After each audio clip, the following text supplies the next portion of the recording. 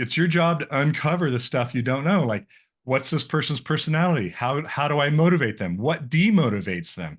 How do they work in a team? How do they work by themselves? Are they organized? Those are all when you become a manager, those are externalities, and we don't necessarily know how to handle them. Welcome to Unstoppable Podcast with Harry Sardinas, inspiring conversations with influential millionaires, investors, thought leaders, entrepreneurs who are making a massive difference with their innovative products and services, and sharing the challenges and wisdom of how they sold their first million. How would you like to make your first million in sales, but doing in a conscious way? And we're talking about how you can actually become a global conscious entrepreneur. Today we have a special guest that is going to cover a lot of content about this. Steve, can you please introduce yourself? Well, my name is Steve Rice. I am the co-founder of the Globally Conscious Leader. I've been working with manufacturers and been an entrepreneur 40 years, 30 years plus. And I hail from Oregon in the United States, in a little town called Ashland, home of the Shakespeare Festival. Okay, so what can you define what is a conscious entrepreneur in your own words? Well, basically, the way I put it is, if you don't want to accidentally harm your granddaughter, then you're a globally conscious entrepreneur. And by extension, if you don't want to harm accidentally your granddaughter, why would you do that to the granddaughters of your employees or your third-party vendors in another country? To me, it's that simple. It crosses political boundaries. In America here, the idea of sustainability and globally conscious leadership might cross political boundaries or have some political overtones. And we're basically saying, no, it doesn't. You either care about your grandkids or you don't. Yeah, and I think that entrepreneurs during the course of the years we can actually make more advances in this area than actually the politics, right? Yeah. And I think is how we educate the consumer as well, because if the consumer don't buy, we you don't have you cannot move forward. And during some research that we have done here in United Kingdom, this is what we find out.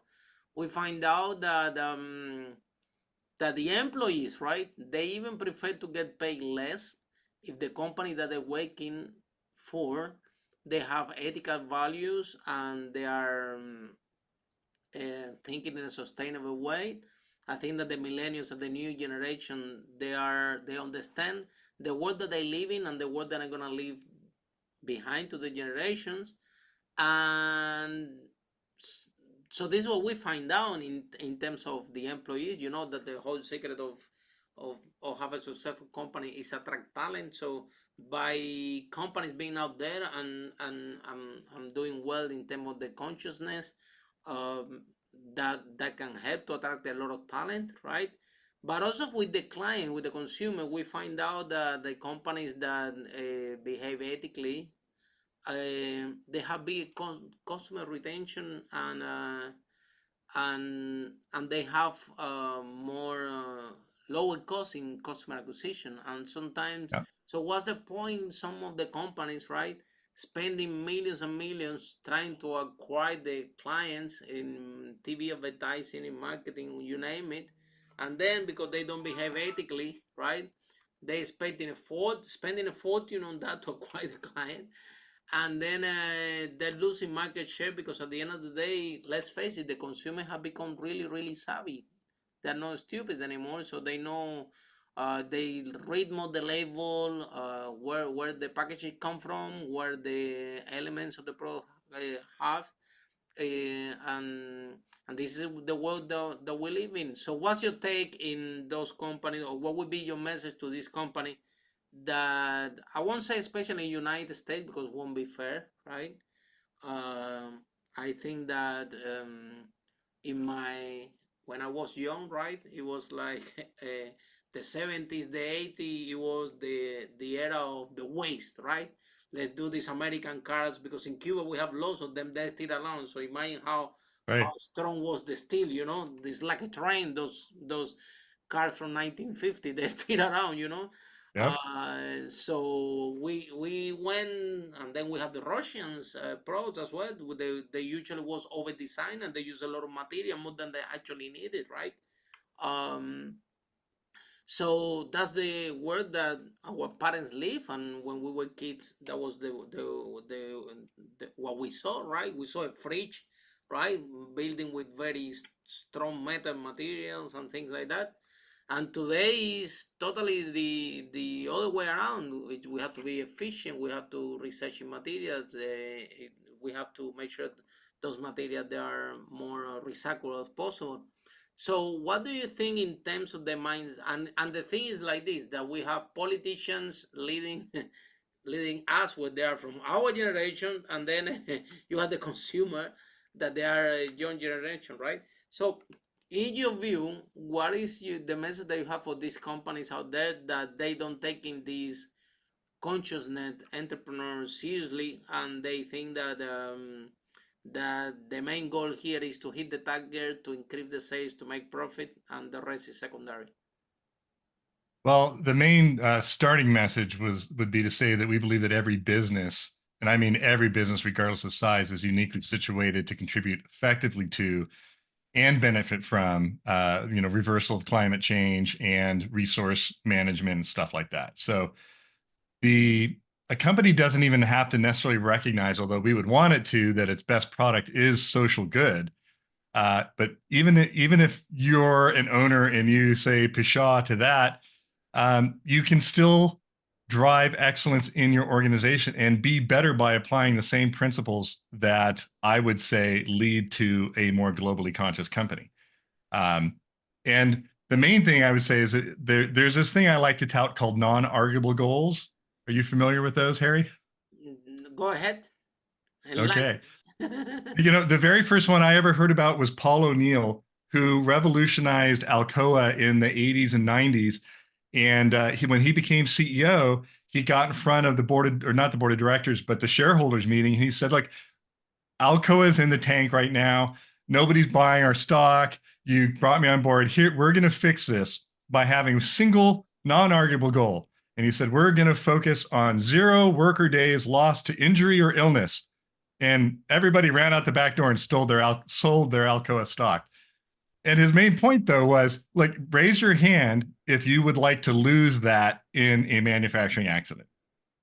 And what he recognized is that how an organization treats its staff is directly related to how it does everything else. Like, there's a book, how you do anything is how you do everything, or maybe it's how you do everything is how you do anything, right? It's all connected. So he basically said, that's our non-arguable goal. 0 people get injured, 0 people get sick, 0 sick days. And that's an efficiency measurement.